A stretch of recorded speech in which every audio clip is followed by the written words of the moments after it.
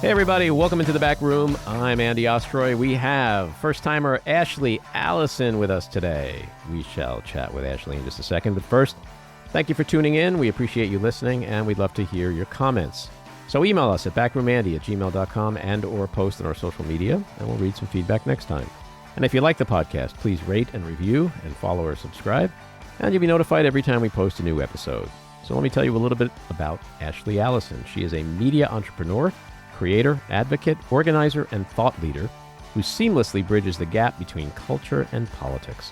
She is the founder and CEO of Watering Hole Media, a social impact media company, and she is also a political commentator for CNN and previously served as a senior advisor in the Obama-Biden White House. As the National Coalitions Director for the Biden-Harris 2020 presidential campaign, she led nearly 500 staff to activate the most robust coalition of voters in modern history. She's also served as Executive Vice President for the Leadership Conference on Civil and Human Rights, where she spearheaded campaigns to protect the right to vote for millions of Americans and helped to get the citizen question removed from the 2020 census form. Ashley, welcome into the back room. Good to be here. It seems like a year ago that we had an election. It was actually only a week ago, believe it or not. I mean, it really does feel like a year ago. It does. So give me your biggest takes. Give me what you're feeling. And I just want to preface that by saying, I know how I'm feeling. I know how I'm feeling as an American, how I'm feeling as a Jew who is disappointed we're not going to have a cool Jewish first man in the White House. What is it that you're feeling as a black woman who was looking into the future and saying, wow, we are going to have a black woman president, and then we get punched in the chest? What are you feeling about all that? You know, if I'm completely honest, nothing. I have actually emotional reaction over the last, since the election outcome came. And I don't think it's because it's not going to come at some point, but I think I'm in a very pragmatic survival mode right now. To get through, at least until I have actual time to process it over maybe the holidays.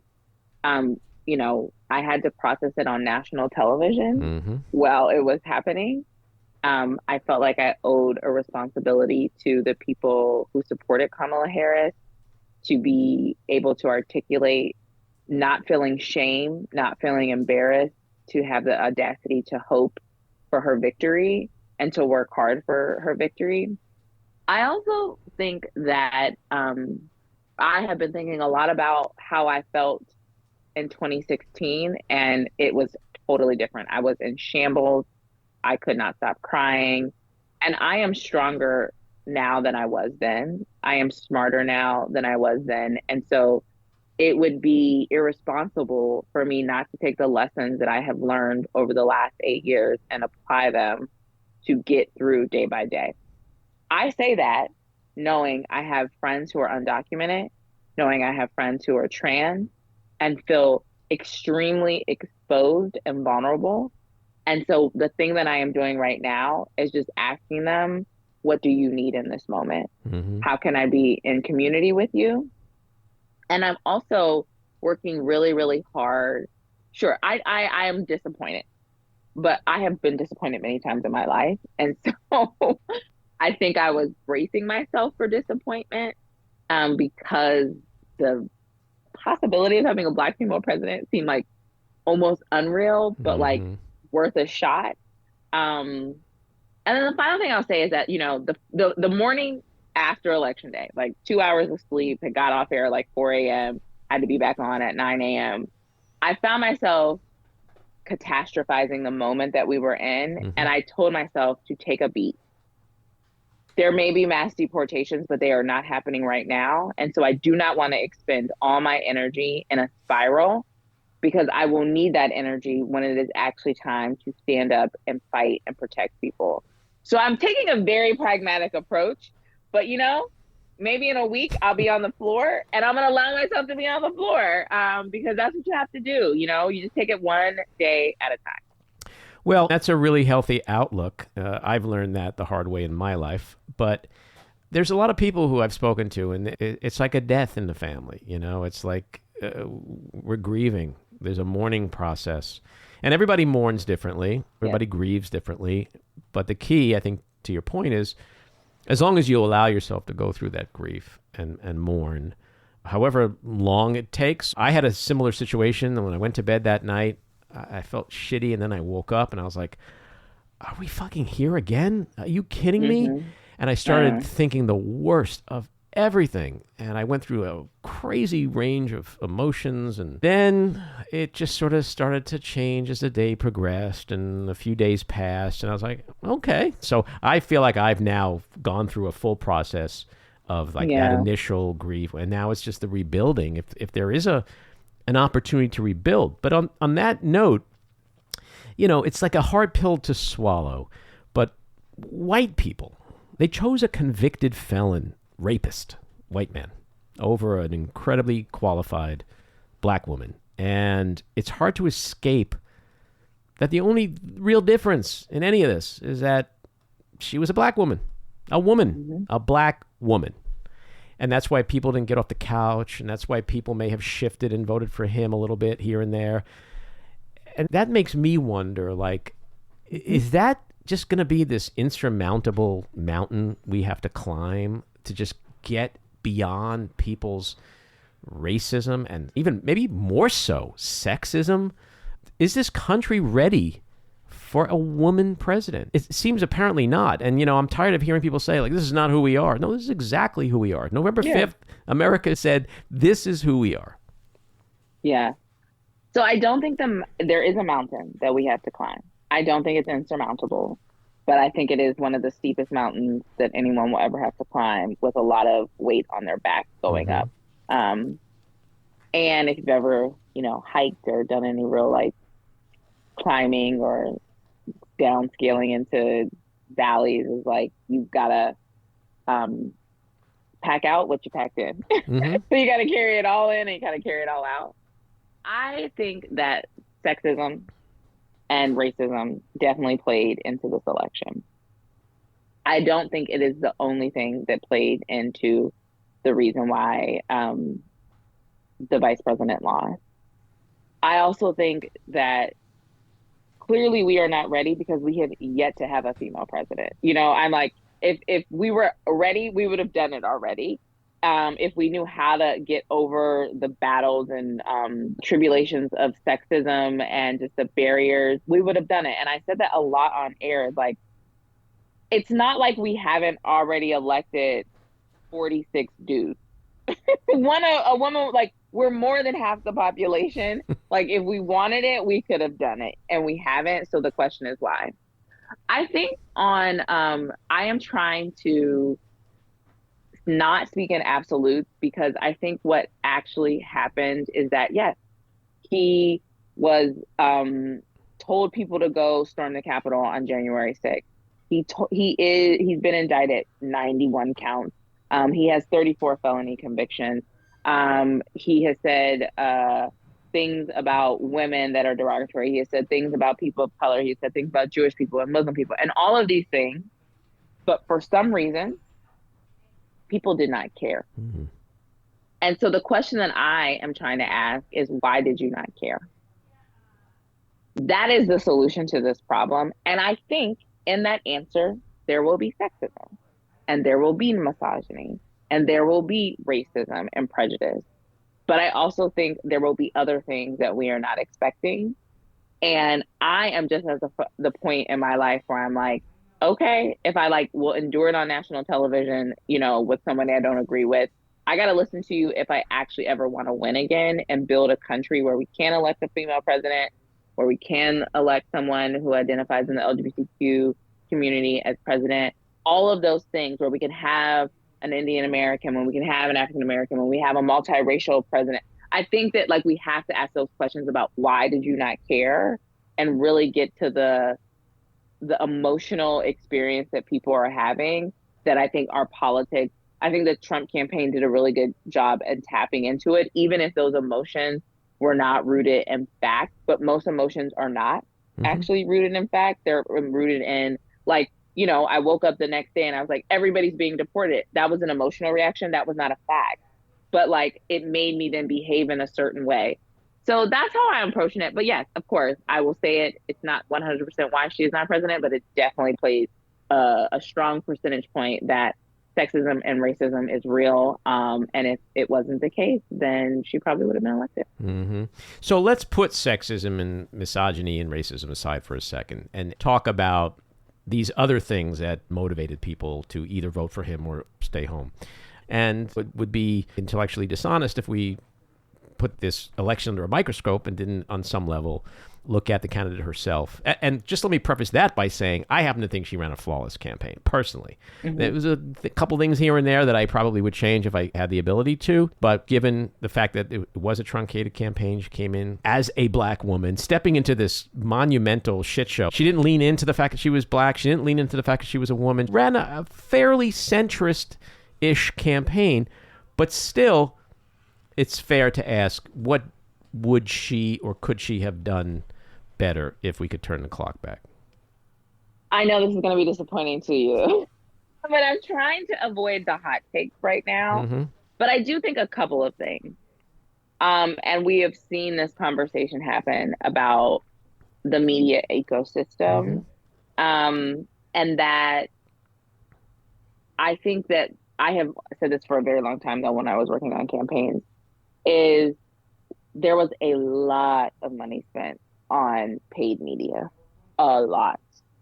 But most people don't even watch commercials anymore for a couple of reasons. One, you use it as the moment to leave the room to go get your snacks or go to the bathroom or take a phone call or scroll on your phone and you like tune it out. Or you pay for the subscription that like lets you skip ads. Or you don't actually even watch live television because everything is streaming. And so I think that like the paid media program probably was overinvested in versus being aware of the media infrastructure that people were actually consuming their information. I also think that, there has been conversations in the last 4 years of the Biden administration is that Democrats were, and we do this all the time. We talk about facts and we don't talk about feelings. Yes, every economist, Nobel laureate, chart, graph was saying that the economy was doing well. Fact. But nobody was feeling like the economy was doing well. And I think that we struggled to actually wrap people's heads around, like resonate with the feelings that they were having. I don't think it was just the campaign. I think we have been struggling to that for the last 4 years. I also think that what we saw manifest on November 5th did not just happen over 4 years. Mm-hmm. That there has been a lot of investment on, look, I'm on a podcast with you right now. I'm also going to be on CNN later, but like, this infrastructure where people are not just talking about politics. I always say everything you do is political. The basketball team you root for is political.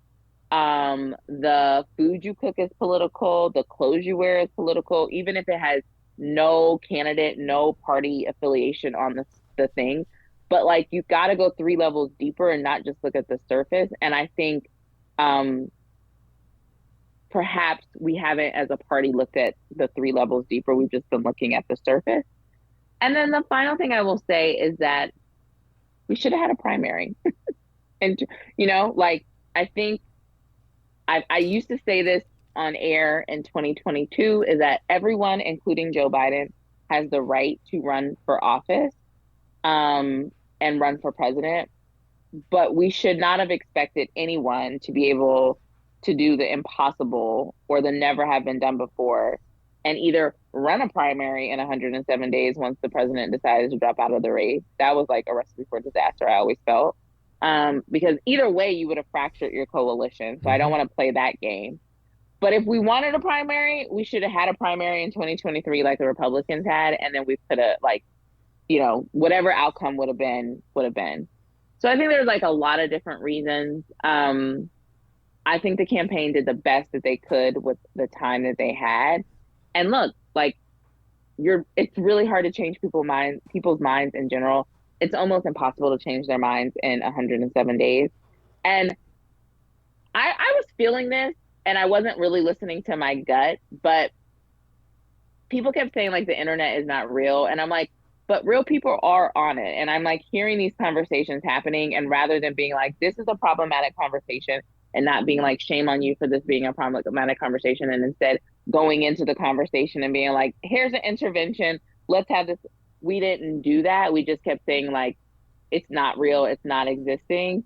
And it was real and it was existing, but it was like 2 or 3 levels deeper. It wasn't just saying like, I don't like this policy on X or this policy on Y. It was coded in the lifestyle things that people were feeling that I think backfired. And so I am not a person that wants to throw the baby out with the bathwater at all. I think we've done a lot of things well. I think we can continue to do a lot of things well, but I do think we have to think about how we're talking about to people and how people are consuming information and why they did what they did, not just try and immediately go and change what they did. You have to understand the why before you can get to the solution. How much do you think the landscape has changed for Democrats in the sense that I feel like one of Harris's issues was that it was a real challenge for her to find that sweet spot of distancing herself from Biden Yeah.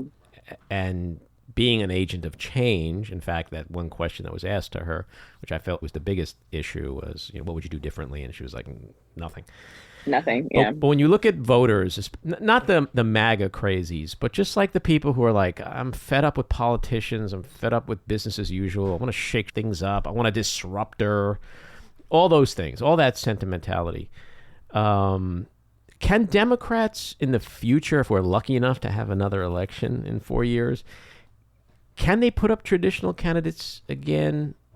Or do they need to really go, you know what? Let's make a list. George Clooney, The Rock, or whoever, LeBron James.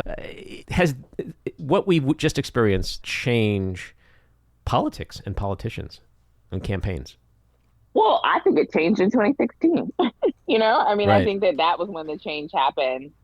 And I think that make a list. What we should do is like people who want to run for office should be empowered to run for office and they should convince the voters. I think that is where we kind of fall into our trap where it's like, well, this is the prototype. This is the type of person that you need to recruit to run for office. And like, that's the way, when actually like there are a lot of people out here who some of the most successful and effective members of the House of Representatives are former teachers. I look at like Johanna Hayes, like she was a former teacher of the year.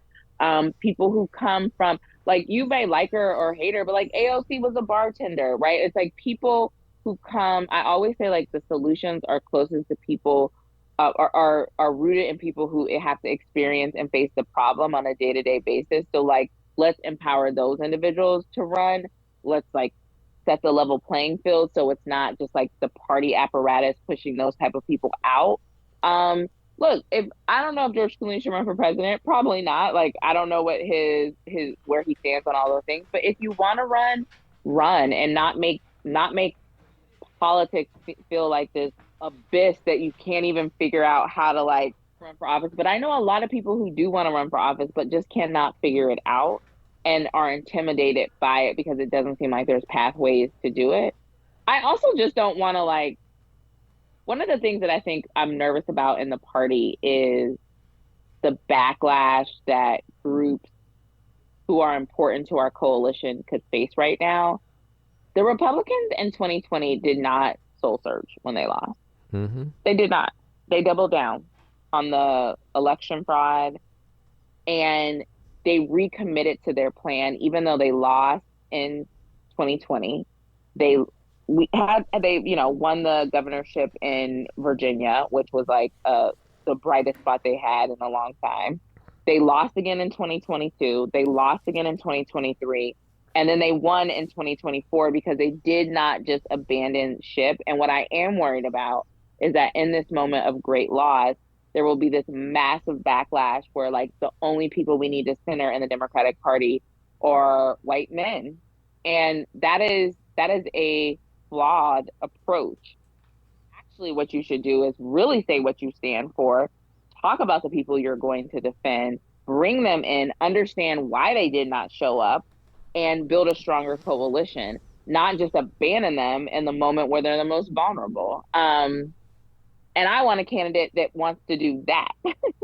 I want a candidate that doesn't just say like, oh, we tried to be inclusive, but it didn't work one time, so we're out. Yeah. My personal opinion is, looking at the events of last week, it's the people who voted for Trump that really need to do the soul searching. But let's talk about the crazy cabinet appointments this week, and not specifically with any one individual name, because it's almost like the names don't matter. He's going to get somebody who we're all going to hate because they're incompetent and or dangerous or insane. But it's more so about the process. Are we looking at a constitutional crisis here where he is hell-bent on circumventing advice and consent, the powers of Congress, and separation of powers and oversight and confirmation hearings? Are we ever going to see confirmation hearings? Are we going to see recess appointments? And if so, does that conclude that we're done as a democracy? Because if John Thune, in his new role as Senate Majority Leader, abdicates the Republican Party's obligation to the Constitution and just says, okay, Donald, here you go. Here are the keys. Do whatever you want, whoever you want, whenever you want. Like, we're kind of done at that point, no? I don't think democracy dies with one action. I think it dies with a million tiny little cuts. And I think this would be a strong cut, because it would be clear that the institutions like the Senate that are in place are going to yield to the executive. And that is a problem. Recess appointments exist. They can happen. It is the characters in these roles that are going to have to decide who they stand for. It sounds like John Thune is open to confirmation hearings. That is encouraging. Even if, look, Democrats are not going to be able to block every nomination.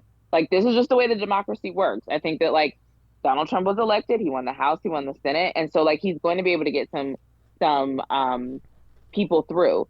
But I also am seeing encouraging things where John Thune is saying, no, we're going to work with Democrats if Democrats want to work with us to actually have confirmation hearings.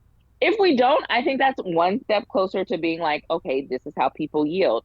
If then we get an attorney general that wants to remove the firewall between the White House and the Department of Justice and fold under, that's another way that democracy dies. I think if then you have that happen, and instead of actually deciding to make charging decisions, which the Department of Justice does, to people who are really committing crime, versus listening to the campaign rhetoric and going after your enemies that have not actually done anything wrong, that's another way. So I don't think it will completely happen with one action, but there is a strong and fast ripple effect that you have to do the interventions along the way to prevent it from happening. And then the people will have to, decide what they are going to do in 2026. It's like, this is too much. This is actually not. You know what I find interesting is that everyone is saying that they voted for Donald Trump because they thought that he would make the economy better. He has not made one appointment in commerce, in treasury, the council, the economic council. Where are those folks? Where are the people who are going to improve eggs? Like, Tulsi Gabbard is not going to improve the price of eggs. Matt Gaetz is not going to improve the price of eggs.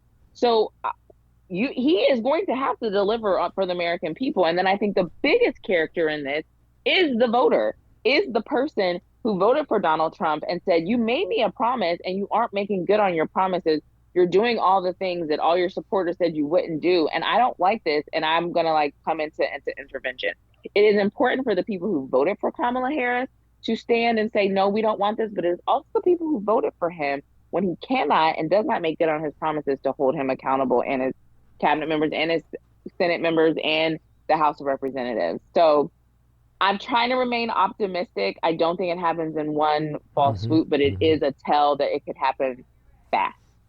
When you were talking about mass deportations before, to me, that's symbolic of his big grandiose policies.